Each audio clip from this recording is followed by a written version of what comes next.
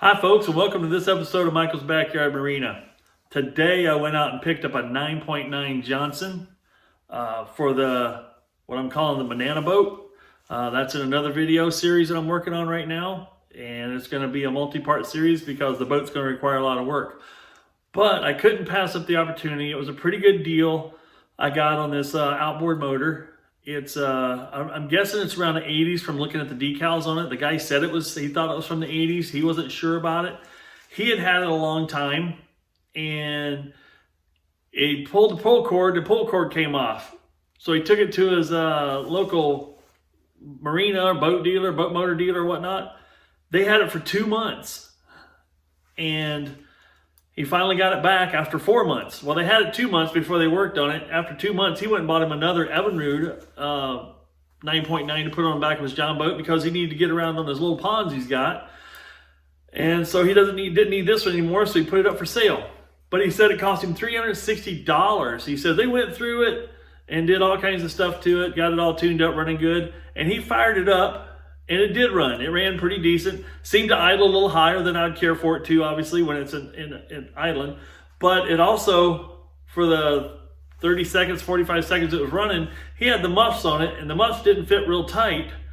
But there was no water coming out of the coolant line, so he'd shut it off. I'm guessing the impellers are already ruined. He did give me the old impeller that came out of it that he said that they replaced. But I'm guessing just that little bit of dry running might have smoked the new impeller already. So I'm going to get it here. It's in the trunk of my car. I'm going to get it, bring it, and put it on the stand here. And I'm going to show you what I go through to make sure. Now, I'm not an expert. I don't claim to be an expert. But I'm going to show you what I'm going to go through to make sure this motor is where it needs to be before I start it up. And then we'll do a little research on the serial number to see what kind of, or what year it is. And see what we can discover about it. It is a short shaft. I do need a long shaft for the banana boat here, but I'm going to hang it on there just to see what it looks like back there, and we'll go from there. So let's go get that thing out of the trunk, and I'll bring it into the shop. You can't have a Johnson without having a Johnson stand to put it on. Isn't that pretty cool?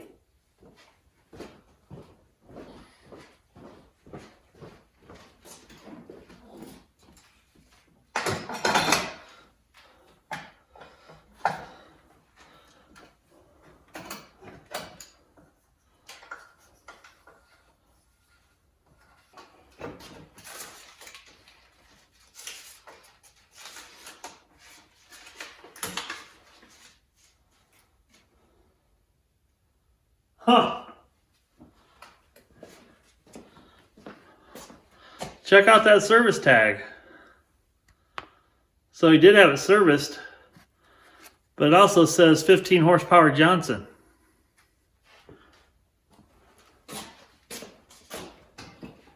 And it clearly says right here 9.9. Well, let's just take a look inside together. All right, let's do a little quick walk around.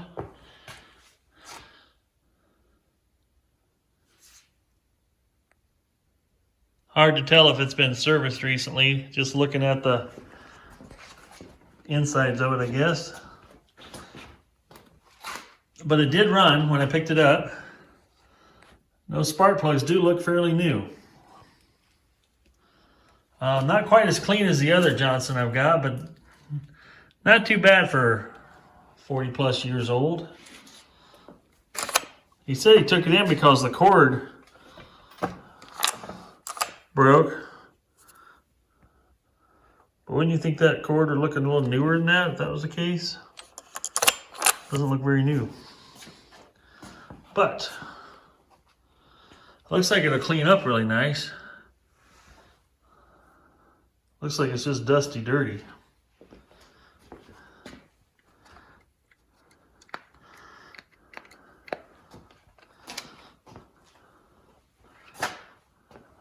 But we'll play around with it. Something I always look for, I shouldn't say always, I haven't bought that many of these obviously, but I look at the scag and see how much paint is on the foot versus not on the foot. And then also look at the the prop to see how beat up that prop is. Which that one don't look too bad. It's I'm guessing it's original to the boat, original to the motor. But I do believe I will pull this foot off and double check that water pump before I run it. And I'll do the little oil check on the bottom too to see if the oil in the lower gearbox is in good shape. Yeah, it looks like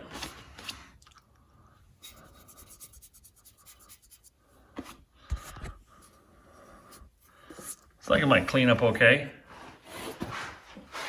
We'll get some cleaner hold of it. And but let's go ahead and drain that gearbox oil. All right, in order to remove the lower unit, you're going to need two tools to get this done. And what I have here is a 3/8 socket that'll go on these 6 bolts right here. And you're going to need a large flathead screwdriver. And I'll show you what that's going to be for. There's a shift linkage up in here. When it drops down a little ways, then you can use the screwdriver to take the linkage loose.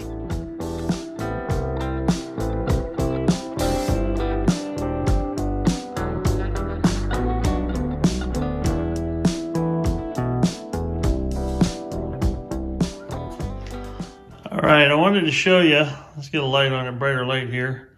That's the screw. You see there's 2 screws there. The lower one here, or the upper one I guess in this case, is the one I had to back out. Now why this is turned at an angle like that, I have no idea. It would have been nicer if it was turned so that the screw is straight to my left as you're looking at it from the camera, because that would have made it a lot easier to get at versus the angle it was put at. So that was kind of I'm not sure who did that, but I'll fix that. Now I want you to take note. See that groove on the shaft there? That groove actually lets it go only in one position and one position only. And I actually had to put it in forward gear to drop the case down low enough to be able to get access to that screw. That screw fits through the housing, pinches on it, plus also locates it with that groove, which is pretty interesting. It's kind of a nice way for it to be done. I have this corrected. I could see where the way it was in there before, it was sitting over there crooked for who knows why. But I could see where it was making contact on the housing here, and that's why I noticed when I shifted it back and forth a couple times manually and I was spinning the prop by hand, that the doggone, this was hitting the housing. So that should fix that. Now let's take a 7/16 socket. Make sure if you're going to use your impact, use it in reverse. I would not recommend using an impact to reinstall, because you can strip these out so quickly if you're in the wrong direction. I have a feeling here, looking at this, I'm not sure this is the right one. They offer 3 typically in a kit like this, a water pump kit. I'm suspicious that this isn't the right one. So now we got the 4 bolts loose. We're gonna pop that housing off. And there is an O-ring up top here. That should come a new one. It should come with your kit for that. So we're gonna go ahead and lift this off. Maybe. Oh. Might have to pry on it just a touch here. There we go. Pop loose.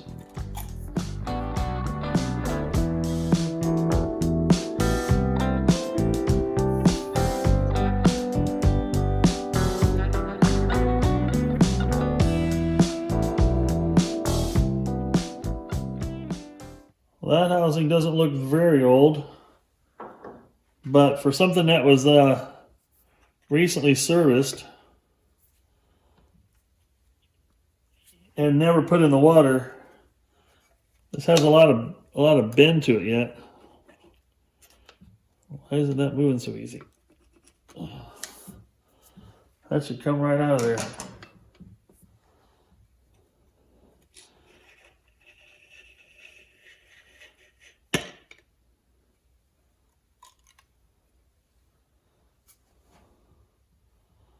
Well, that was nice. The shaft lifts out pretty easy.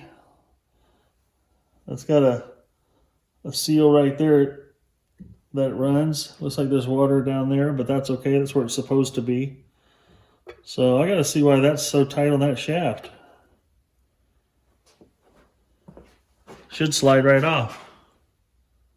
All right, once I took that out, it didn't take much to pop that little pump off. It's just with the right amount of pressure, it just came right loose. The other thing you want to take note of here is the direction this is laying. Now, something else I see here that they did, that somebody did, looks like they used some silicone. And I'm not sure why. There shouldn't be any silicone on that at all. You should be able to use your gaskets and your seal or whatnot, and it should work. So, yeah, take note of where that's at. The other thing I'm going to do is I'm going to take a little tiny wire wheel I got, and I'll go around here and clean up this corrosion around here. For as much corrosion that's around here and around that thing, for the people that serviced it, claim they serviced it, there shouldn't be that much corrosion just from it sitting all winter. This guy actually brought it home from the dealer or from where he had it serviced and just hung it on the back of the boat next to his other motor and let it sit all winter. Because by the time he got it back, it was too late in the season to use. So, like I said, it's always worthwhile to take it into your own hands and take a look at what's going on, and inspect it for yourself, and you'll be happier in the long run.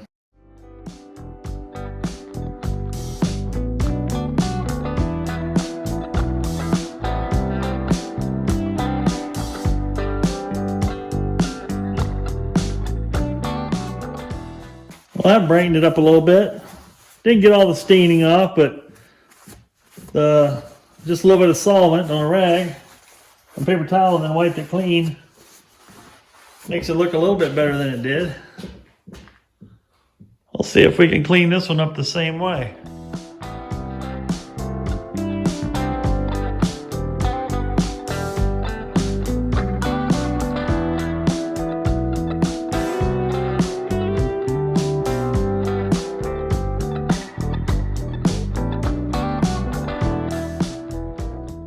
Well, that did wonders for it. That took about 20 years worth of looks off of it.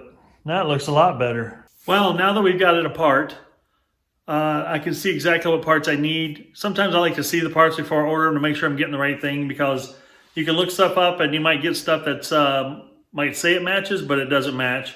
But once you get in there and see the parts and you see them online, you can confirm that it matches, and that's what we're going to do. This is going to have to sit for a couple days now, and I've got some parts that I'm going to order. When they come in, we'll reassemble, and then we're going to check the compression. I'm going to pull the plugs out, I'm going to check compression and see how that looks, and then I'm going to also take the carburetor cover off, and just to double check, just see if everything looks, good underneath there. So far, so good, but attention to detail is the key. April 17th. Again with the snow, we got a couple of inches at least on the ground. And who do we have here? Oliver. How you doing, buddy? How you doing? You a good boy? And we got Riley. These are my two standard poodles. Awesome dogs. What are you getting? Hunt them up. Go get them. Hunt them up. Hunt them up. That's right. Go get them. Hunt them up.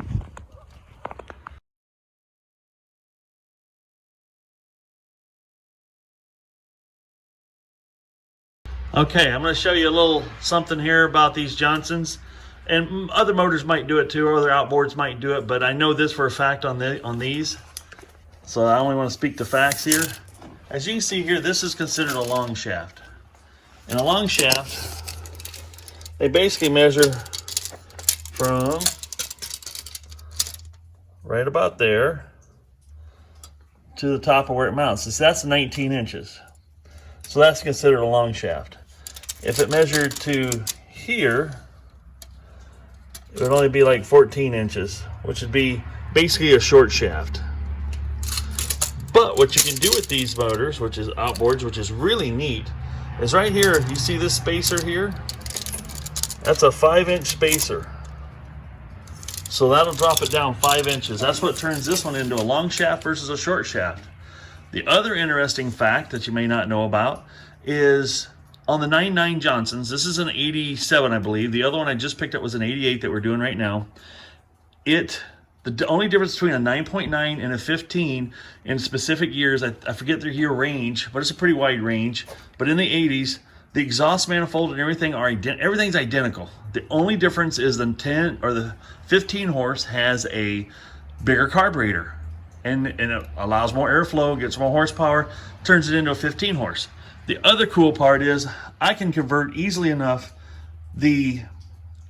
I could turn it into a long shaft just by adding this spacer. But you got to do more than just add the spacer. There's a spacer, a drive shaft, and a shift linkage. But that's it. I've got those on order already, and we're going to show you how to turn a short shaft into a long shaft on these Johnsons. So while I'm waiting on parts, I'm going to drop some knowledge on you. This part here on our outboard, you usually see these have two fins on them. This is the one that should be just at or below the bottom of the point, you know, the bottom of the boat, the very bottom edge of the boat. I'll show you in a second. This is where that should ride. And how to measure a boat to see if you need a long shaft or a short shaft goes as this. If you measure from the very bottom of the boat to the top where the motor mounts, this one's 20 inches. So that would tell me that it is a long shaft is needed. Typically is on these outboards, there's a short shaft and a long shaft. About 15 inches is the short shaft and about 20 inches is a long shaft is what is the requirement for it. So I'm going to show you how to measure it on your outboard. Now I showed you the lower foot here. I currently have it off of this motor, so it makes it visually a little less pleasing for me to show you this. But if you measure basically from the bottom of here, which is about another 1/4 inch on that foot, to the top of here in this area is what you're looking for, that would be about 14 inches. So that would tell you that this is a short shaft motor. On the previous segment that I just showed you on the 9.9 that I have, it has an extra 5 inches here. That would make it a long shaft. That would get this measurement up to about 19.5 inches, which on my 20-inch transom will be absolutely perfect. So that's why I ordered the parts, wait for them to come in, and I'll show you the steps that you need to take in order to convert this from a short shaft to a long shaft. The good news is they made thousands upon thousands of these motors, long and short shaft. So occasionally you can find parts used, relatively inexpensive, on eBay, Craigslist, Facebook marketplaces, and places like that. People part them out all the time because sometimes the power head goes bad, but there's a lot of good pieces that are still there. These are very durable, very long-lasting outboards, obviously. This was an 88, still here, still running. I'm doing a little work to it to make it better than it was when I got it, but definitely worth the time and effort because it doesn't take that much time. As you can see through this video, it doesn't take that much effort to do it right either. So that's what I'm doing with this one. I ordered some parts. I got me a spacer. The other thing you need is a longer drive shaft. And you need a longer shift linkage in order to make this happen. And the water pickup tube that comes up from the pump also comes as a longer piece too. So like with what I ordered online, I found it on eBay, bought it just yesterday. Hopefully it'll be here next week or maybe before this weekend, but I doubt it. It comes with the spacer and the new water pickup tube. And then the drive shaft also came with the drive shaft and the shift linkage. I got it off for about 125 bucks. So I can take this motor up to where I want it and still have about the same money as I pay for a long shaft. But I have the exact motor I want in this 15 horse. So while we're waiting on parts, I'm gonna go ahead and double check the compression on here and also check the type of spark plug that is in here. And I will let you know that there's two types of spark plugs for this motor, and I'll tell you what they're about.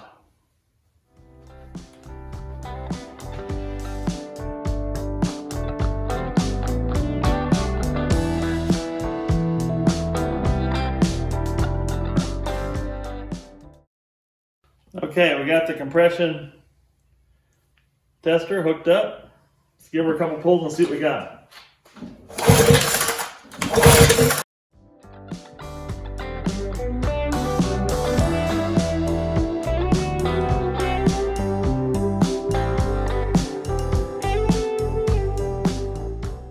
Now I'm going to check on the spark plugs. to see if they got the right ones in it. Let's see here. These are very wet. Now keep in mind, these spark plugs only ran for about, like I said, 30-40 seconds yesterday. I think it's running really rich. I'm not sure the carburetor's adjusted properly. There again, he said they did work on the carburetor, but if the rest of the work or supposed work that happened to it was the way I see this so far, I'm guessing it's not right. So I'm gonna pull this carburetor off. I'm going through that. Now there's two ways to pull a carburetor off of this. There's the hard way, and then there's the slightly less hard way. It's not fun either way, I don't feel. But last time I had it off the 9.9, I pulled it off without pulling the starter mechanism out. But since then, I have learned that pulling the starter mechanism out makes it a whole lot easier to get the things in here. Plus, in order to change the shift linkage, I've got to pull the cover off here and possibly the starter out anyway. So I'm going to do it all in one shot while I'm doing it. First thing we got to do is remove the carburetor intake screws. Something else I just noticed, there's one screw missing. So that tells me that whoever did this did a shoddy job, and I believe I just found the screw sitting right down here. Somebody dropped it, lost it, knew the customer wouldn't be able to do anything about it. It is stainless. I guess the fact that it survived and stayed in here, there's the fourth screw right there. Now that kind of shoddy workmanship is what drives me absolutely insane. So now it makes me question everything they touched on this motor. So we're going to put the 4 screws in there like that. Then there's 2 more screws here to take loose.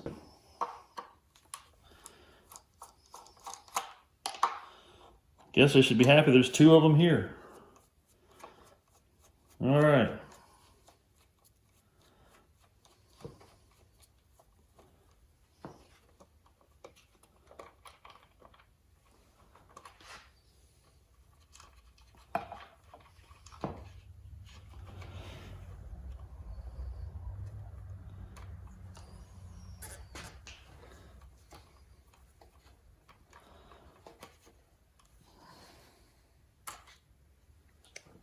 You got to pull the air mixture screw off.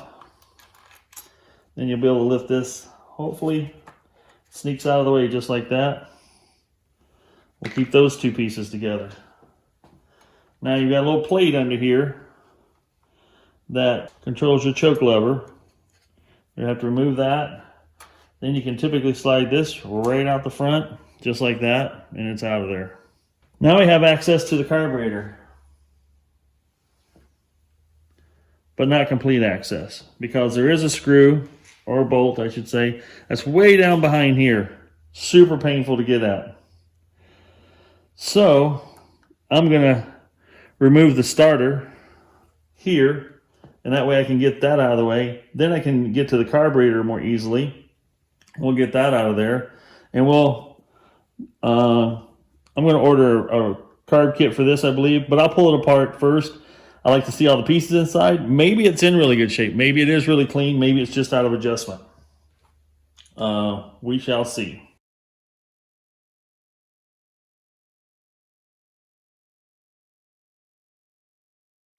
Now this hood is pretty disgusting. It's got like a mold or something going on here. It's hard to tell what it is. It's been sitting outside weathering. But we're going to clean it up. I've got some Mr. Clean Magic Erasers, and I've got some with bleach. This is a scratch-free, it's a Comet with bleach, scratch-free, so it doesn't have abrasive in it, but the bleach will help bring it back to life. I'm just taking a little bit of this Comet, sprinkling it on, and just making my sponge here just a little damp. And then we're going to work this thing over. See if we can bring it back to something pretty again.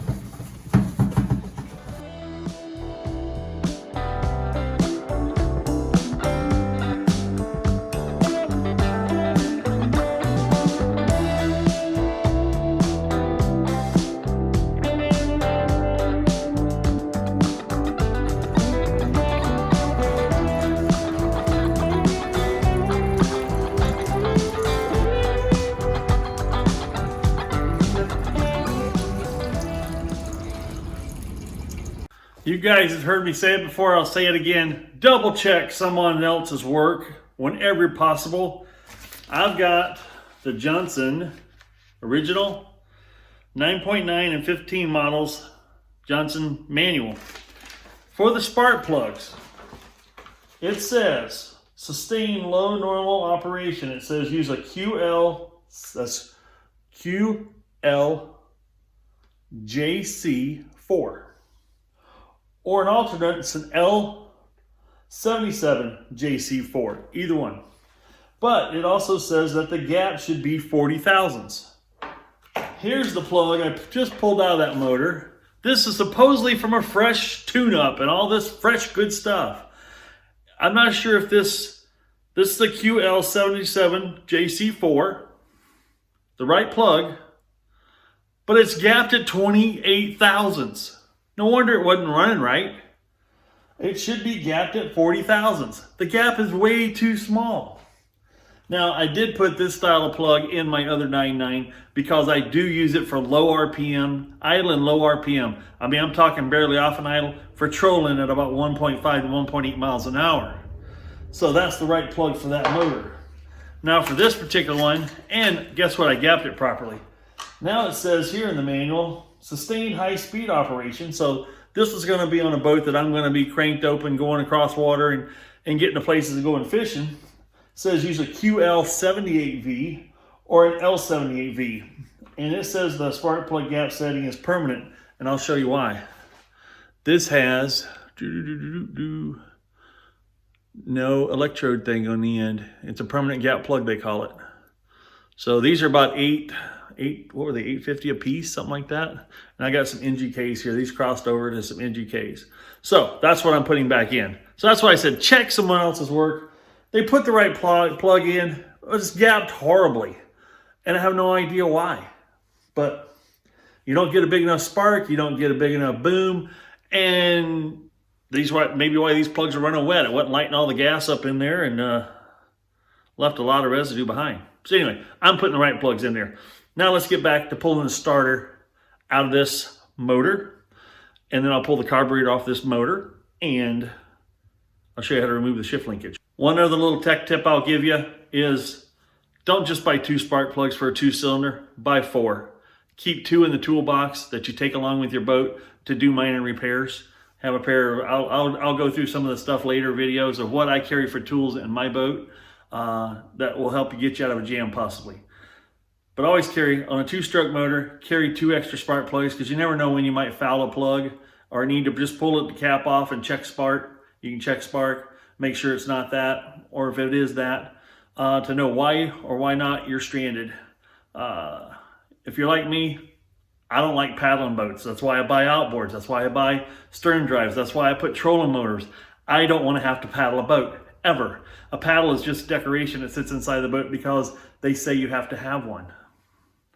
But and I guess in a true emergency, when you start looking at a 14-foot to a 18-foot boat, I'd probably be better off getting behind it and just kicking my feet as opposed to paddling. So let's get back to working on the motor. Here again, I had to undo the pull handle. It had a knot in here. Now what's crazy is this just a rubber handle. They had just a knot, a single knot on the end of this rope to hold it in place.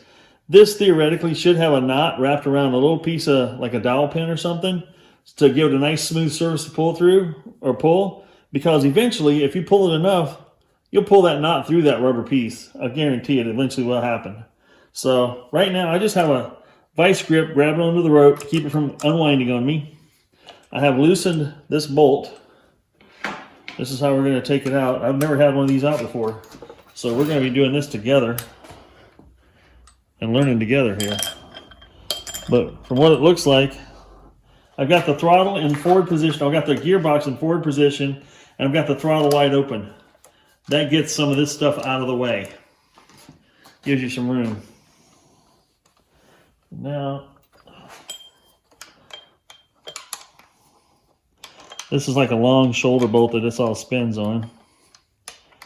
And when this comes loose, I should be able to set the whole assembly away, out of the way without The spring coming out completely unwound and discombobulated.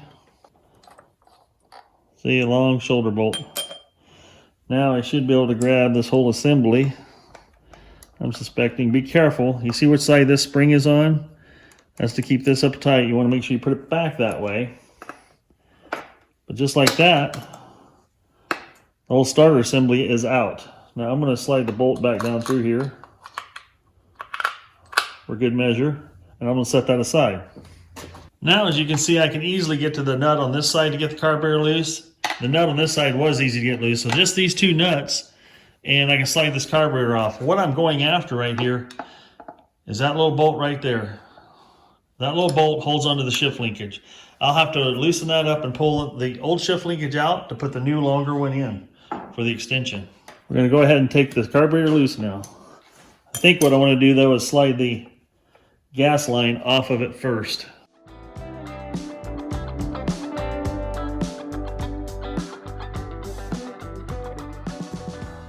All right, and like that, the carburetor gasket is off, or carburetor's off and the gasket is off.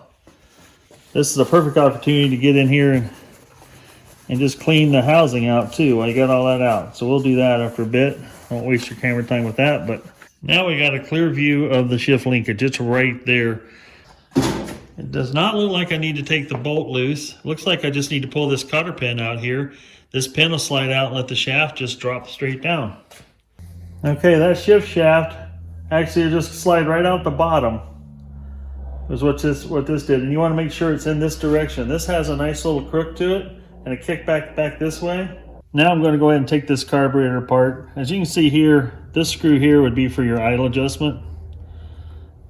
And we're going to pull this bowl off because I want to get a look at what's going on inside, just to see how clean it really is.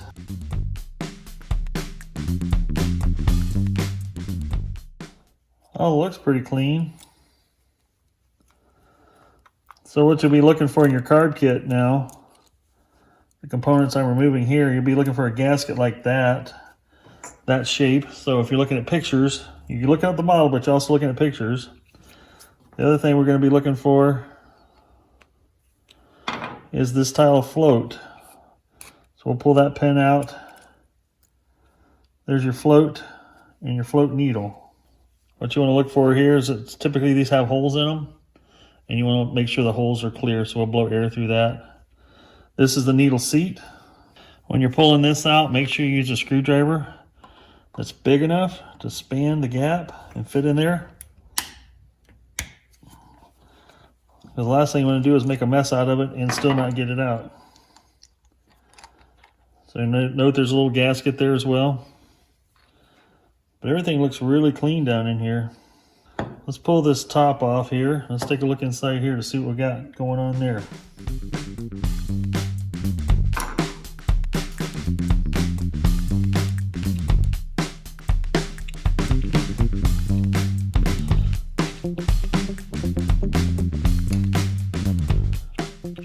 Remember that piece there was arched out that way on the carburetor assembly.